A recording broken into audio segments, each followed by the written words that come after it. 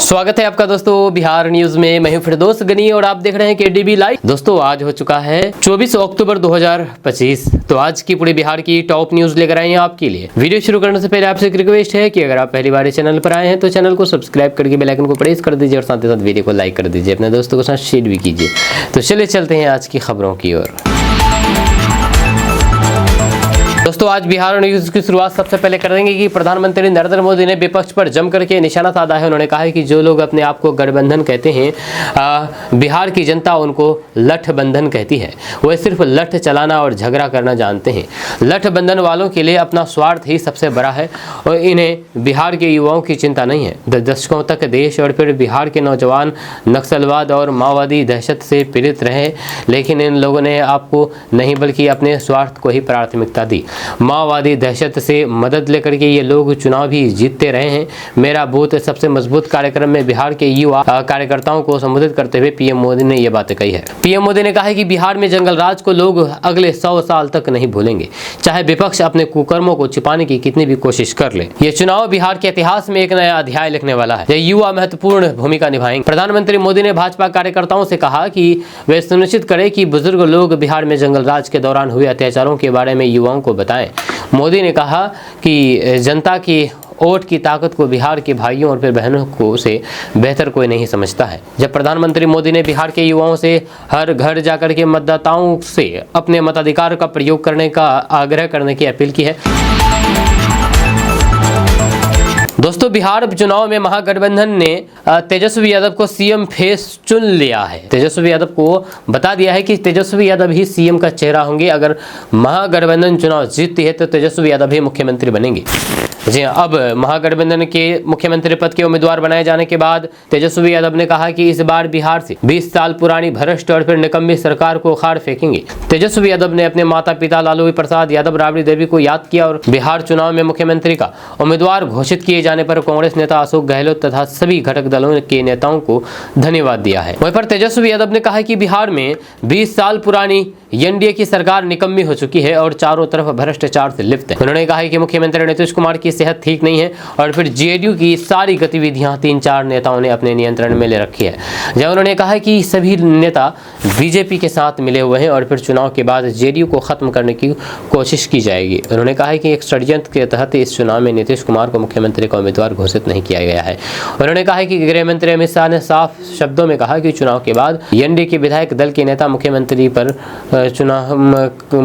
का चुनाव लड़ेंगे। राजद नेता ने कहा कि एनडीए सरकार के तमाम दावों के बावजूद भी बिहार में गरीबी, बेरोजगारी, पलायन बढ़ ही गया है। बिहार के प्रति व्यक्ति आय भी देश में सबसे कम है। जब बिहार में उद्योग धंधे भी नहीं लगी है और न ही सरकार के पास आगे कारखाने लगाने की कोई भी योजना है। वहीं पर तेजस्वी यादव ने कहा है कि लालू यादव के काल में रेलवे के कारखाने लगाया गया था और फिर उन्होंने अपने 17 महीने के कार्यकाल में रीगा चीनी मिल को फिर से शुरू कराया था। उन्होंने कहा कि बचे हुए बंद पड़ी चीनी मिलों को शुरू करने के लिए सरकार के पास कोई योजना नहीं है। तेजस्वी यादव ने कहा है कि बिहार का प्रशासन अधिकारियों और फिर बाबुओं के हाथ में है जो भ्रष्टाचार में लिप्त है। घूसखोरी अतिशय बढ़ गई है। दोस्तों बिहार चुनाव के बीच कृष्णा अल्लावरो को पद से हटा दिया गया है। जब अब मनीष वर्मा को ये कांग्रेस प्रभारी का पद सौंपी गई है। आपको बता दें कि कांग्रेस ने बिहार के चुनाव के बीच कृष्णा अल्लावरो को युवा कांग्रेस के प्रभारी पद से हटा दिया है, जहां उनकी जगह मनीष वर्मा को बीजेपी भारतीय युवा कांग्रेस का प्रभारी नियुक्त किया है। कृष्णा अल्लावरो अब सिर्फ बिहार प्रभारी की ही जिम्मेदारी संभालेंगे, जहाँ वे पिछले कुछ महीनों से दोहरी जिम्मेदारी को संभालते रहे हैं। कांग्रेस ने एक शाम प्रेस रिलीज जारी की है जिसमें उन्होंने बताया है कि कांग्रेस अध्यक्ष मल्लिकार्जुन खड़गे ने मनीष वर्मा को भारतीय युवा कांग्रेस को नया प्रभारी बनाए जाने की कृपा प्रदान की है। जब बिहार चुनाव के बीच कांग्रेस पार्टी में ये बदलाव आखिर क्या असर डालेगा, ये आने वाले समय में ही पता चल सकेगा। वहीं पर बताया जा रहा है कि कृष्णा अल्लावरो फिलहाल अभी सिर्फ बिहार प्रभारी की ही जिम्मेदारी संभालेंगे। जब बिहार चुनाव के बाद उन्हें दूसरी जिम्मेदारी दी जा सकती है। दोस्तों, बिहार विधानसभा के चुनाव के बीच जीविका योजना को लेकर के वादों और फिर दावों का दौर चल पड़ा है। मुख्यमंत्री नीतीश कुमार ने आरजेडी नेता तेजस्वी यादव की जीविका दीदी को लेकर के किए गए चुनावी वादे पर तंज कसा है। सीएम नीतीश कुमार ने कहा है कि वे चांद तारे तोड़ लाने के लिए बात कर रहे हैं, जीविका दीदी और फिर बिहार की महिलाओं का हितैषी दिखने की कोशिश कर रहे हैं, मगर सच यही कि जीविका दीदियों के नाम पर ये लोग अपने परिवार की आजीविका तलाश रहे हैं। मुख्यमंत्री नीतीश कुमार ने एक लंबा सोशल मीडिया पोस्ट शेयर किया है। इसमें आरजेडी और नेता तेजस्वी यादव का नाम लिए बिना सीएम नीतीश कुमार ने कहा है कि बिहार की जनता ने इन लोगों को भी मौका दिया था, लेकिन तब इनका ध्यान सेवा करने से ज्यादा मेवा खाने पर लगा हुआ था। इनके कार्यकाल में महिलाओं का विकास सिर्फ इनके परिवार तक ही सीमित था। इन लोगों के राज में बिहार की महिलाओं ने जो दुख, दर्द और जंगल राज का दंड झेला है वह किसी से छिपा हुआ नहीं है। मुख्यमंत्री नीतीश कुमार ने आगे कहा है कि ऐसे लोगों को पता होना चाहिए कि ये 2005 से पहले वाला बिहार नहीं है। बिहार की बहन बेटियां पढ़ रही है, आगे बढ़ रही है, नौकरियां कर रही है, रोजगार में लगी है, नौकरियां दे रही है, बिहार और फिर देश का नाम रोशन कर रही है। बिहार की बहन बेटियों को पता है कि उनके उत्थान और फिर सम्मान के लिए किसने काम किया। जय नीतीश कुमार ने अपने पोस्ट में अपनी सरकार में महिलाओं के लिए लाई गई योजनाओं का जिक्र किया है। उन्होंने कहा है कि बिहार में 1,40,00,000 से अधिक जीविका दीदियां अलग अलग कामों से बिहार और फिर देश की अर्थव्यवस्था में बड़ी भूमिका निभा रही है। उन्होंने कहा है कि हमने देश में पहली बार पंचायत और फिर नगर निकाय चुनाव में महिलाओं के लिए 50% आरक्षण की व्यवस्था की है। हमने सरकारी नौकरियों में महिलाओं के लिए 35% आरक्षण की व्यवस्था की है। महिलाओं के लिए डोमिसाइल नीति लागू की है। हमारी सरकार ने प्राथमिक शिक्षक भर्ती में महिलाओं के लिए 50% आरक्षण लागू किया है। वहीं पर तेजस्वी यादव ने जीविका दीदियों को लेकर के एक बड़ा चुनावी वादा किया है, जहां उन्होंने कहा है कि महागठबंधन की सरकार बनने पर जीविका दीदियों को अस्थायी नौकरी दी जाएगी और फिर उन्हें हर महीने 30,000 रुपये वेतन दिया जाएगा। इसके अलावा उन्हें जीविका दीदियों के लिए 5 लाख रुपये का बीमा और फिर 2,000 रुपये अलग से भत्ता देने का भी वादा किया है। दोस्तों, महागठबंधन के सीएम फेस और लालू प्रसाद यादव के बेटे तेजस्वी यादव पर प्रशांत किशोर ने जम करके हमला बोला है। उन्होंने कहा है कि यह पहले से तय था कि बिहार में जंगल राज लौटेगा तो फिर उनके बेटे ही मुख्यमंत्री बनेंगे। जब बिहार हार करीब दिख रहा है तो फिर लोग कुछ भी बोल रहे हैं। प्रशांत किशोर ने दावा किया है कि मोदी, नीतीश, लालू सब जाएंगे, बिहार में जनता की सरकार बनेगी। अगली दीपावली पर किसी को बाहर से घर आने की नौबत नहीं आएगी, क्योंकि सब यहीं पर रहेंगे, बिहार में ही रहेंगे और यहीं पर रोजगार करेंगे। प्रशांत किशोर ने कहा है कि तेजस्वी यादव कहते हैं कि सभी घर में सरकारी नौकरी देंगे, बड़ी बड़ी बातें करते हैं, सीएम बनने का सपना देख रहे हैं। या 3 करोड़ नौकरी देने वाले ये नहीं बता पा रहे हैं कि जब माँ बाप का राज था तो फिर क्या किया। जब अब यही सुनना बाकी रह गया है कि तेजस्वी यादव थोड़े दिन में बिहार को सोने की लंका बना देंगे। आज बिहार से करोड़ों बच्चे पलायन कर रहे हैं और फिर ये लोग दावा करते जा रहे हैं, लेकिन बिहार की जनता अब इनकी बातों में आने वाले नहीं है। जब पहले विकल्प नहीं था तो लालू के डर से, बीजेपी और फिर भाजपा के डर से राजद को वोट देते थे। अब जनता के सामने में जनसुराज का व्यवस्थित विकल्प है।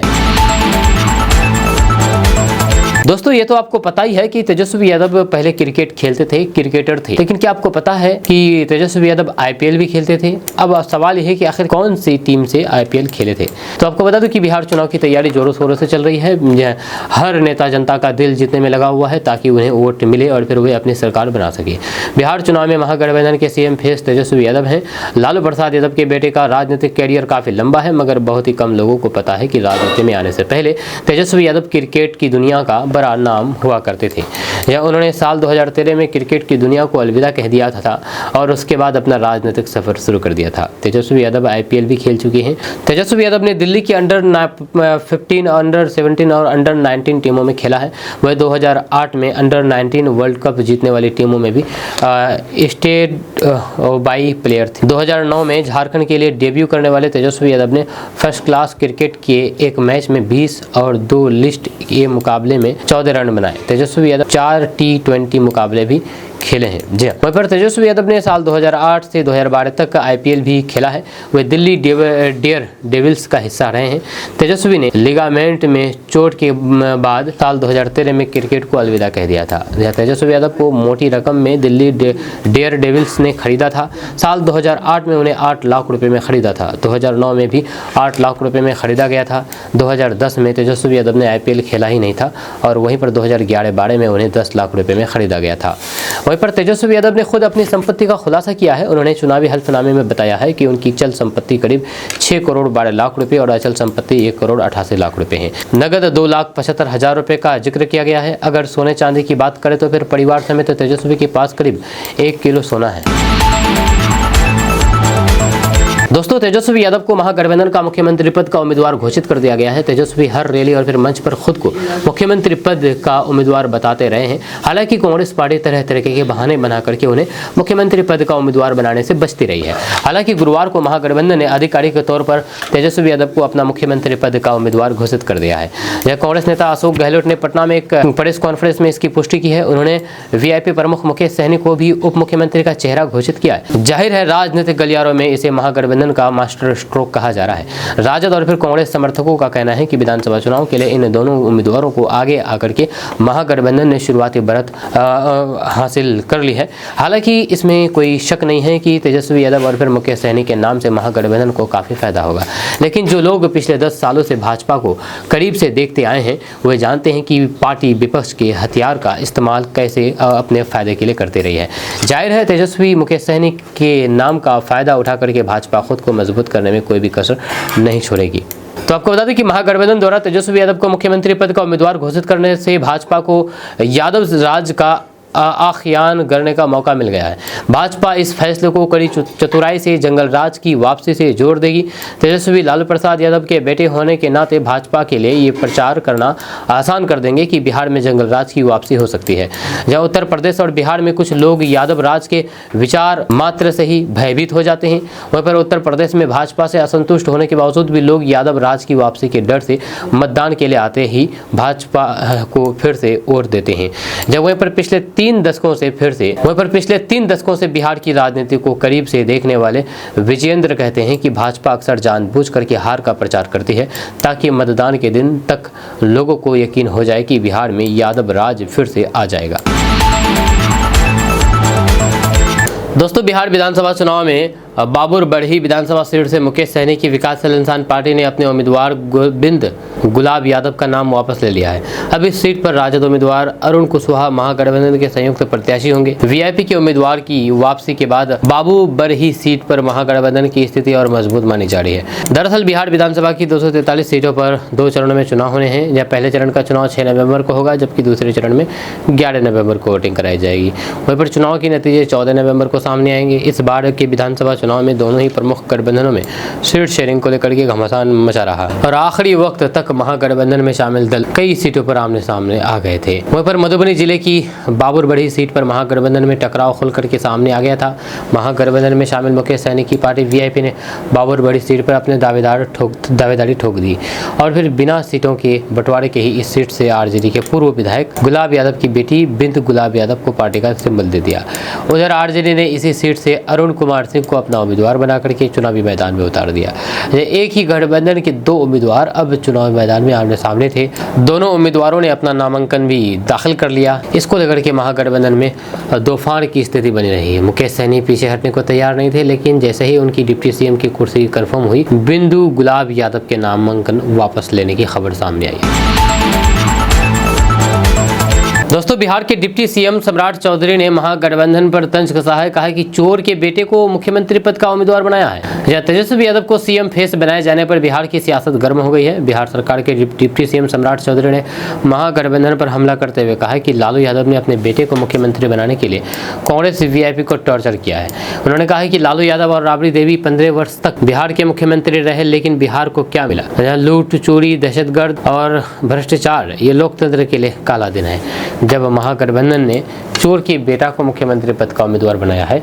सम्राट चौधरी ने कहा है कि वे लोग कह रहे हैं कि 2 करोड़ 70 लाख लोगों को सरकारी नौकरी देंगे और 12 अरब रुपए खर्च होंगे, यह संभव नहीं है। वहीं महागठबंधन की ओर से तेजस्वी यादव को मुख्यमंत्री पद का चेहरा घोषित किए जाने पर गोड्डा से भाजपा सांसद डॉक्टर निशिकांत दुबे ने तीखी प्रतिक्रिया दी है। उन्होंने कहा है कि तेजस्वी यादव का चेहरा जितना बिहार की जनता के सामने आ जाएगा, एनडीए उतनी ही मजबूती से आगे बढ़ेगा। सांसद दुबे ने कहा है कि 1990 से 2005 तक का जंगल राज और फिर आज का विकास, दोनों की तुलना खुद जनता कर सकती है। उन्होंने बताया है कि मुझे याद है 2005 में जब मैं भागलपुर से पूर्णिया जा रहा था तो फिर 6 घंटे लगते थे। कल रात में पूर्णिया से यहाँ 1.5 घंटे में पहुँच गया। यह विकास की असली तस्वीर है। दुबे ने कहा है कि पिछले चुनाव में हम उन्होंने भागलपुर में वादा किया था कि पटना से भागलपुर आने के लिए 4 लेन सड़क बनेगी। आज न केवल 4 लेन बन चुका है, बल्कि गंगा के समानांतर 4 लेन की नई सड़क भी निर्माणाधीन है। दोस्तों बिहार में जैसे जैसे विधानसभा चुनाव नजदीक आ रहे हैं, एनडीए की ओर से जनसभाओं की रफ्तार तेज होती जा रही है। इसी क्रम में एनडीए समर्थित लोक जनशक्ति पार्टी रामविलास के राष्ट्रीय अध्यक्ष चिराग पासवान ने सिमरी बख्तियारपुर विधानसभा क्षेत्र में एक विशाल जनसभा को संबोधित किया। अपने संबोधन में चिराग पासवान ने कहा कि एनडीए की सरकार ने विकास को प्राथमिकता दी है और फिर लोक जनशक्ति पार्टी रामविलास बिहार को नए मार्ग पर ले जाने के लिए प्रतिबद्ध है। उन्होंने जनता से एनडीए प्रत्याशी संजय सिंह को भारी मतों से विजयी बनाने की अपील की है। उन्होंने जनता से यह भी अपील की है कि वे एनडीए समर्थित एलजेपी रामविलास प्रत्याशी संजय कुमार सिंह को भारी मतों से विजय बनाएं ताकि सिमरी बख्तियारपुर के विकास का सपना साकार हो सके। वहीं पर सभा में पार्टी के वरिष्ठ पदाधिकारी, स्थानीय कार्यकर्ता और फिर हजारों की संख्या में समर्थक शामिल हुए, जब मंच से कई नेताओं ने क्षेत्र के विकास और फिर जनता की समस्याओं पर अपनी बात रखी। जनसभा समाप्त होने के बाद भी लोगों का उत्साह कम नहीं हुआ। जगह जगह चिराग पासवान की जयकारे गूंजते रहे। ये जनसैलाब इस बात का स्पष्ट संकेत दे रहा था कि सिमरी बख्तियारपुर की जनता इस बार बदलाव और विकास के पक्ष में एकजुट है। दोस्तों बिहार में चुनावी माहौल गर्म हो चुका है। महागठबंधन की तरफ से तेजस्वी यादव को सीएम फेस का ऐलान करने पर गायक, एक्टर और बीजेपी नेता मनोज तिवारी ने पूछा है कि राहुल गांधी कहां हैं? राहुल गांधी और फिर तेजस्वी यादव एक मंच पर क्यों नहीं दिख रहे हैं? देखिए, आज ये घोषणा करके महागठबंधन का झगड़ा सामने आ गया कि इन लोगों में एक दूसरे की स्वीकार्यता नहीं है। राहुल गांधी को तेजस्वी नहीं स्वीकार रहे हैं, तेजस्वी को राहुल नहीं स्वीकार कर रहे हैं। मुकेश सहनी तो खुद ही इसे बीमारू गठबंधन बोल चुके हैं कि गठबंधन अस्वस्थ हो चुका है।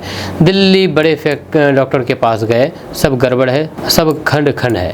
वहीं पर मनोज तिवारी आगे कहते हैं कि हम तो शुरू से ही मानते थे कि तेजस्वी को बनाना चाहिए इनको, लेकिन इनको अपना नेता चुनने में नॉमिनेशन के बाद 7-8 दिन लग गए। तो फिर इससे साफ है कि इनके चिंतन में बिहार का विकास नहीं है, इनके चिंतन में अपना अपना विकास है, अपना अपना घर भरना है, लूटने की तैयारी है। इन लोगों के समय में बिहार ने क्या क्या दूरदर्शा देखी है। आज बिहार में नदियों पर बड़े बड़े पुल हैं, IIM, एम्स, एयरपोर्ट, 125 यूनिट बिजली फ्री, रोड, फ्लाईओवर, महिलाओं को सीड मनी, ये सब है आज बिहार में। उन्होंने क्या किया है? क्या ये सब पहले सोच सकते थे? आज बिहार के लोग कहते हैं कि हाँ, हम बिहारी हैं, थोड़ी ये संस्कारी हैं जी। दोस्तों बिहार विधानसभा चुनाव के लिए आज विपक्षी दलों के इंडिया गठबंधन ने ऐलान कर दिया है कि आरजेडी नेता उनके सीएम फेस होंगे और वीआईपी नेता मुकेश सहनी डिप्टी सीएम होंगे। अब इस मुद्दे पर एआईएमआईएम विपक्षी गठबंधन पर हमलावर हो गई है और पार्टी के प्रवक्ता वारिस पठान ने 19% मुसलमानों के प्रतिनिधित्व का सवाल उठाया है। दरअसल आरजेडी नेता तेजस्वी यादव को महागठबंधन का सीएम चेहरा घोषित किए जाने और डिप्टी सीएम का फेस मुकेश सहनी को घोषित किए जाने पर एआईएमआईएम के राष्ट्रीय प्रवक्ता वारिस पठान ने कहा कि देखिए, उनका पाखंड कैसे उजागर हुआ है। एक तरफ वो जिसकी जनसंख्या जितनी भारी है उसकी उतनी हिस्सेदारी की बात करते हैं। वारिस पठान ने कहा है कि बिहार में आबादी और फिर हिस्सेदारी के हिसाब से 19% मुसलमान हैं, जबकि 2% सहनी समुदाय है, जिसे डिप्टी सीएम उम्मीदवार घोषित किया जा रहा है। वारिस पठान ने सवाल उठाया है कि क्या मुसलमान सिर्फ उन्हें वोट देने के लिए है? जब तक उन्हें मुख्य धारा में नहीं लाया जाता तब तक समुदाय कैसे आगे बढ़ेगा? वहीं पर वारिस पठान ने अपनी पार्टी के चुनावी अभियान को लेकर के बुरा बयान दिया है। उन्होंने कहा है कि हम बिहार में व्याप्त भ्रष्टाचार को खत्म करने के लिए लड़ रहे हैं। जनता को बिहार में हो रहे अन्याय को देखना चाहिए। आपको बता दें कि बिहार विधानसभा चुनाव के लिए सीमांचल क्षेत्र के मुस्लिम बहुल सीटों पर एआईएमआईएम ने पिछले चुनाव में विपक्षी दलों की इंडिया गठबंधन के राजनीतिक दलों को तगड़ा नुकसान पहुंचाया था और 5 सीटें भी जीती थी। इस चुनाव में भी एआईएमआईएम ने आरजेडी को महागठबंधन में शामिल होने के लिए इच्छा जताई थी, लेकिन आरजेडी ने असदुद्दीन ओवैसी की पार्टी की मांग ठुकरा दी थी। इसके बाद ही एआईएमआईएम ने अपने टिकट बांटते हुए राज्य में आक्रामक चुनाव प्रचार शुरू कर दिया था। दोस्तों क्या आपको पता है कि महागठबंधन के deputy CM face Mukesh Sahani के पास कितनी संपत्ति है या वह कितने संपत्ति के मालिक हैं? दरअसल बात यह है कि बिहार की सियासत में एक बार फिर से सन ऑफ मल्लाह यानी कि मुकेश सहनी की चर्चा है। जब महागठबंधन ने 2025 के विधानसभा चुनाव के लिए तेजस्वी यादव को मुख्यमंत्री पद का चेहरा तो घोषित ही किया है, अब 2 डिप्टी सीएम फेस में से एक के रूप में मुकेश सहनी को सामने लाकर के सियासी समीकरणों में हलचल मचा दी है। मुकेश सहनी की कहानी किसी फिल्म स्क्रिप्ट से कम नहीं है। कभी मुंबई में फिल्मों के सेट सजाने वाले मुकेश सहनी आज बिहार की राजनीति में एक अहम चेहरा बन चुके हैं। ऐसे में आइए मुकेश सहनी के बारे में जानते हैं और उनकी संपत्ति के बारे में जानते हैं। तो आपको बता दें कि दरभंगा जिले के सुपौल बाजार गांव के रहने वाले मुकेश सहनी ने 1999 में महज 19 साल की उम्र में घर छोड़ दिया था। एक दोस्त के साथ वे मुंबई गए थे और फिर कुछ समय बाद वापस लौटे, लेकिन मुंबई की आज़ादी उन्हें फिर अपनी ओर खींच लाई। वहां पर उन्होंने कॉस्मेटिक दुकान में सेल्समैन के तौर पर की, लेकिन जल्द ही उनकी किस्मत ने करवट ली। फिल्मों के सेट डिजाइन का काम उन्हें मिला और फिर उन्होंने अपनी खुद की कंपनी मुकेश चैन वर्ल्ड प्राइवेट लिमिटेड शुरू की। उन्होंने इंडस्ट्री के दिग्गजों नितिन देसाई और फिर उमंग कुमार के साथ काम किया। बड़ा मौका तब मिला जब उन्हें शाहरुख खान की फिल्म देवदास के सेट डिजाइन का काम मिला। इसके बाद उन्होंने big boss show, Salman Khan की प्रेम रतन धन पायो और मुकेश अंबानी के लिए डिजाइनर संदीप खोखला के शो पर भी काम किया। वहीं पर 2020 में नीतीश कुमार की सरकार में मुकेश सहनी को पशुपालन मंत्री बनाया गया। हालांकि राजनीतिक मतभेदों के कारण वे बाद में एनडीए से अलग हो गए। अब वे महागठबंधन के साथ हैं और फिर डिप्टी सीएम फेस के तौर पर उनका नाम सामने आने के बाद उनकी भूमिका और अहम हो गई है। उनकी पार्टी वीआईपी ने बिहार चुनाव 2025 के लिए 15 उम्मीदवारों की लिस्ट जारी की है। खास बात यह है कि इस लिस्ट में उम्मीदवारों के नाम के आगे उनकी जाति भी लिखी गई है। इनमें 7 निषाद, 3 यादव, 2 राजपूत और फिर 1 मुशहर, कुर्मी और अगर ही वैश्य उम्मीदवार शामिल है। वहीं पर 2020 के चुनावी हलफनामे के अनुसार मुकेश सहनी की कुल संपत्ति 12 करोड़ 34 लाख रुपए है। उनके पास कोई निजी कार नहीं है, लेकिन महाराष्ट्र में उनके नाम पर टाटा मोटर्स की एक वाणिज्यिक गाड़ी दर्ज है। उनकी चल संपत्ति 1 करोड़ 31 लाख रुपए है, जबकि उनकी पत्नी की चल संपत्ति 51 लाख रुपए है। मुकेश सहनी पर 18,86,000 रुपए का सरकारी कर्ज है। वहीं पर मान्यता.com के अनुसार उन पर 1 करोड़ 68 लाख रुपए का कर्ज भी है। अगर मुकेश सहनी के पास कृषि भूमि नहीं है, लेकिन खगड़िया जिले के मौजा अफजाला में 6 कट्ठा 16 धुर गैर कृषि भूमि है, जिसकी कीमत लगभग 20 लाख रुपए बताई जा रही है। इसके अलावा मुंबई में उनके पास 6.2 करोड़ रुपए मूल्य की 2 कमर्शियल बिल्डिंग और 2 फ्लैट भी है। वहीं पर मुकेश सहनी अब सिर्फ निषाद समाज के नेता नहीं रहे, बल्कि बिहार की राजनीति में एक संतुलन साधने वाले चेहरे के रूप में देखे जा रहे हैं। डिप्टी सीएम फेस बनाए जाने के बाद वे महागठबंधन की सामाजिक समीकरण की राजनीति में निर्णायक भूमिका निभा सकते हैं। दोस्तों, बिहार के वैशाली में बिहार के मुख्यमंत्री नीतीश कुमार एक चुनावी सभा को संबोधित करते हुए कहा कि जब से हमारी सरकार बनी है तब से बिहार में विकास का काम किया है। 2005 से पहले शाम के बाद कोई भी घर से बाहर नहीं निकलता था। सिर्फ हिंदू मुस्लिम होता था, डर एवं भय का माहौल होता था, सड़क और बिजली की व्यवस्था नहीं थी। नीतीश कुमार ने कहा है कि पहले की सरकार ने बिहार में कोई भी काम नहीं किया है। आपने लालू यादव हटा तो पत्नी को मुख्यमंत्री बना दिया, महिलाओं के लिए कोई काम नहीं किया। हम लोगों ने शिक्षा एवं स्वास्थ्य के क्षेत्र में काम किया है। शिक्षकों की बहाली की गई है और फिर साइकिल एवं पोशाक के लिए छात्रों को धनराशि दी गई है। वहीं पर सीएम नीतीश कुमार ने स्पष्ट कर दिया है कि उनकी सरकार ने बिहार लोक सेवा आयोग की 2,48,000 शिक्षकों की बहाली की है। पहले स्वास्थ्य केंद्र में बहुत कम मरीज आते थे, अब प्रति महीने हजारों की संख्या में मरीज इलाज के लिए आते हैं। पहले 6 मेडिकल कॉलेज थे और अब 12 मेडिकल कॉलेज खोले गए हैं। उन्होंने कहा है कि नीतीश सरकार में बिहार में बड़े पैमाने पर सड़क बनाया गया है और फिर बिहार के किसी कोने से पटना आने में 5 घंटा लगता है। नीतीश कुमार ने कहा है कि 7 निश्चय योजना के तहत हर घर नल जल दिया गया है और अब खेत में सिंचाई की व्यवस्था कराई गई है। वहीं पर नीतीश कुमार ने कहा है कि हम लोगों ने अब तक 10 लाख लोगों को नौकरी और फिर करीब 40 लाख युवाओं को रोजगार दिया है। सरकार बनने पर 5 साल में 1 करोड़ युवाओं को नौकरी और रोजगार दिया जाएगा। उन्होंने कहा है कि पंचायती राज में महिलाओं को 50% आरक्षण दिया गया था। 2013 में पुलिस में महिलाओं को 35% आरक्षण दिया गया। वहीं पर जीविका समूह का गठन किया गया। जीविका समूह से करीब 1 करोड़ 40 लाख जीविका दीदी जुड़ी है। हम लोगों ने हिंदू मुस्लिम पिछड़ा अति पिछड़ा स्वर्ण समाज सभी वर्गों के लिए काम किया है। बिहार के प्रत्येक पंचायत में विवाह भवन का निर्माण कराया जाएगा, ये कहना है बिहार के मुख्यमंत्री नीतीश कुमार का। दोस्तों, बीजेपी के राष्ट्रीय अध्यक्ष जेपी नड्डा ने लालू प्रसाद यादव पर जमकर के निशाना साधा है। जेपी नड्डा ने दावा किया है कि लालू और राबड़ी देवी के शासनकाल में जंगल राज था। उन्होंने शहाबुद्दीन के बेटे को आरजेडी से टिकट मिलने पर हमला बोला है। नड्डा ने आरोप लगाया है कि सिवान से आरजेडी के सांसद रहे शहाबुद्दीन ने पुलिस के एसपी को दिन दहाड़े दौरा करके पीटा था। अब शहाबुद्दीन के बेटे को आरजेडी टिकट दे रही है, जिससे ये पता चलता है कि लालू जंगल राज को वापस लाने के लिए कितने ललयालित है। फिर भाजपा अध्यक्ष जेपी नड्डा ने औरंगाबाद जिले के गोह विधानसभा क्षेत्र में हसपुरा बड़ी फील्ड में चुनावी रैली को संबोधित किया। सभा में नड्डा ने कहा कि उनका जन्म बिहार में ही हुआ है और 20 साल उन्होंने पटना में गुजारे हैं। आरजेडी शासनकाल का जिक्र करते हुए उन्होंने कहा है कि मैंने वह दौर भी देखा है जब एक IAS अफसर की पत्नी के साथ अत्याचार हुआ था, एक DM की सरेआम जान ली गई थी। आपका सांसद शहाबुद्दीन दिन दहाड़े पुलिस के SP को दौरा करके पीटा था, दिन दहाड़े माँ बहनों की इज्जत लूटी थी। अपहरण एक उद्योग बन चुका था। डॉक्टर, इंजीनियर, वकील, व्यापारी बिहार छोड़ करके पलायन कर रहे थे। वहीं पर तेजस्वी यादव पर निशाना साधते हुए JP नड्डा ने कहा है कि आज तेजस्वी यादव पलायन की बात करते हैं, उन्हें शर्म आनी चाहिए। उन्हें अपने पिता और फिर माता के शासनकाल को याद करना चाहिए। उनके समय में कैसे सरकार चलती थी, 3 बजे के बाद लोग घर से बाहर नहीं निकलते। भाजपा अध्यक्ष JP नड्डा ने लोगों से कहा है कि अगर ऐसे शासन को वापस नहीं लाना है तो फिर आगामी बिहार विधानसभा चुनाव में NDA को जिताना है। दोस्तों, बहादुरगंज विधानसभा को लेकर के एक सोशल मीडिया पर खबर फैल रही है। आपको बता दूं कि बिहार विधानसभा चुनाव के बीच सोशल मीडिया पर तेजी से वायरल हो रही एक खबर ने बहादुरगंज विधानसभा क्षेत्र की सियासत को गर्मा दिया। खबर में दावा किया गया था कि NDA के LJP रामविलास प्रत्याशी मोहम्मद कलीमुद्दीन का नामांकन रद्द कर दिया गया है। हालांकि खुद प्रत्याशी ने इस दावे को पूरी तरीके से झूठा और भ्रामक बताते हुए खारिज कर दिया। उन्होंने कहा है कि उनका नामांकन पूरी तरीके से वैध और स्वीकार कर लिया गया है, जब विपक्षी केवल भ्रम फैलाने की कोशिश कर रहे हैं। बुधवार देर रात क्षेत्र भ्रमण के दौरान कलीमुद्दीन ने मीडिया से बातचीत करते हुए कहा कि मेरे नामांकन रद्द होने की खबर पूरी तरीके से फेक है। विपक्षियों ने मेरे खिलाफ झूठी अफवाह फैलाई है ताकि जनता को गुमराह किया जा सके।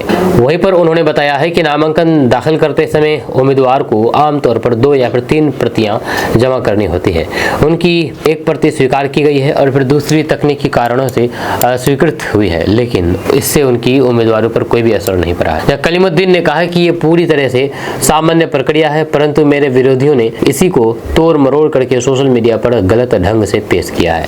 वहीं पर उन्होंने स्पष्ट कर दिया है कि स्क्रूटनी प्रक्रिया पूरी हो चुकी है और फिर उनका नामांकन मान्य घोषित किया जा चुका है। कलीमुद्दीन ने कहा है कि उनके पास निर्वाचन आयोग से प्राप्त सभी प्रमाण मौजूद हैं, जिससे ये साबित होता है कि वे बहादुरगंज से LJPR के आधिकारिक प्रत्याशी हैं। वहीं पर कलीमुद्दीन ने इस अवसर पर अपने क्षेत्रीय एजेंडे को भी सामने रखा है। उन्होंने कहा है कि उनकी पहली प्राथमिकता बहादुरगंज को अनुमंडल बनवाना है, ताकि यहाँ के लोगों को छोटे छोटे कामों के लिए जिला मुख्यालय का चक्कर न लगाना पड़े।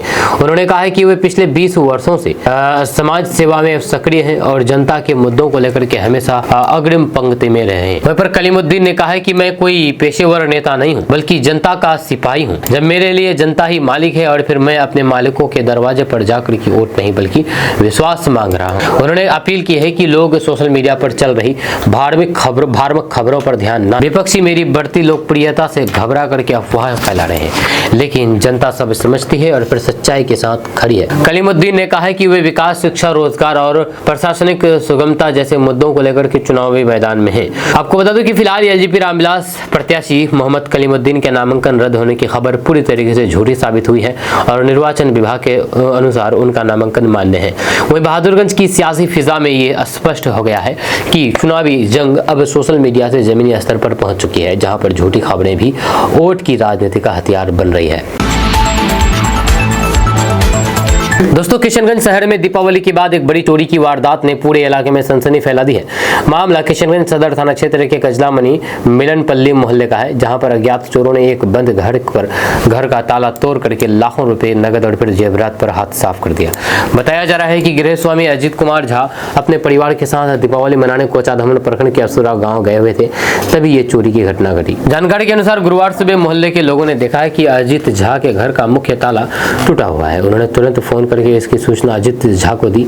अजित झा ने एक परिचित को घर देखने भेजा, जिसके अंदर जाकर के देखा कि पूरा घर अस्त व्यस्त पड़ा है। अलमारी का लॉकर टूटा हुआ था और फिर कपड़े और फिर अन्य सामान बिखरे पड़े थे। चोरी की पुष्टि होने के बाद अजित झा तत्काल घर पहुंचे, जहां पर उन्होंने देखा कि लगभग 3,70,000 रुपए नगद, करीब 7 भरी सोने के गहने और फिर लगभग 20 भर चांदी की जेवरात गायब है। घटना की जानकारी मिलते ही सदर थाना की पुलिस मौके पर पहुंची और फिंगरप्रिंट एक्सपर्ट को बुला करके जांच शुरू की। पुलिस ने आसपास के घरों में लगे CCTV कैमरों की फुटेज खंगालनी शुरू कर दी, ताकि चोरों की सुराग लगाए जा सके। फिलहाल पुलिस को अभी तक कोई भी ठोस सुराग नहीं मिली है, लेकिन जांच तेज कर दी गई है। जहां स्थानीय लोगों ने बताया है कि दीपावली के मौके पर अधिकांश घरों के सदस्य रिश्तेदारों के यहाँ पर गए हुए थे, जिसका फायदा उठाकर के चोरों ने इलाके में रेकी की और मौका देख करके वारदात को अंजाम दिया। मोहल्ले के लोगों ने पुलिस की रात्रि गश्ती व्यवस्था पर सवाल उठाए हैं। उनका कहना है कि पुलिस अगर नियमित रूप से गश्ती करती तो फिर ऐसी घटना पर रोक लगाई जा सकती थी। वहीं पर इस वारदात के बाद इलाके में डर और फिर असुरक्षा का माहौल है। लोग अपने घरों को लेकर के चिंतित है, खास करके त्योहारों और फिर छुट्टियों के समय। कई लोगों ने कहा है कि दीपावली की रात पुलिस की गश्ती नाम मात्र की थी, जिससे अपराधियों के हौसले बुलंद है। वहीं पर गृह स्वामी अरिजीत झा ने कहा है कि उन्होंने पुलिस को पूरी जानकारी दे दी है और उम्मीद जताई है कि अपराधी जल्द पकड़े जाएंगे। वहीं पर सदर थाना अध्यक्ष ने बताया है कि मामला दर्ज कर लिया गया है और फिर पुलिस हर एंगल से जांच कर रही है। उन्होंने लोगों से अपील की है कि वे सतर्क रहें और फिर अपने घरों के आसपास किसी भी संदिग्ध व्यक्ति की गतिविधि दिखे तो फिर तुरंत सूचना दें। यह घटना एक बार फिर से साबित करती है कि किशनगंज शहर में कानून व्यवस्था और फिर रात्रि गश्ती को लेकर के गंभीर लापरवाही बरती जा रही है। दीपावली जैसे त्योहार के दौरान जब शहर जगमगा रहा था, तब चोरों ने अपनी योजना को अंधेरे में अंजाम दिया और लाखों की संपत्ति लेकर के फरार हो गए। आपका इसके बारे में क्या कहना है नीचे कमेंट बॉक्स में कमेंट करके जरूर बताइएगा।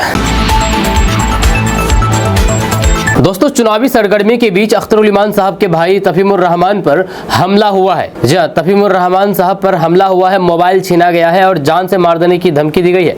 जहां उन पर जानलेवा हमला हुआ है कहा जाए तो किशनगंज के अमोर विधानसभा क्षेत्र से एक चौंका देने वाली खबर सामने आई है। यहां पर AIMIM विधायक अख्तरुल इमान के भाई तफीमुर रहमान ने आरोप लगाया है कि रास्ते में आते समय उनको धमकी दी गई, रोक करके लूटपाट की घटनाओं को अंजाम दिया गया, यहाँ तक कि जान से भी मारने की धमकी दी गई है। जानकारी के मुताबिक तफीमुर रहमान अपने सहयोगियों के साथ अमोर के अधांग और फिर जौवादी पंचायत की ओर जा रहे थे, जहां पर AIMIM के समर्थकों से मुलाकात तय थी। लेकिन रास्ते में 10 गाड़ियों पर सवार कुछ लोग उनके पीछे लग गए।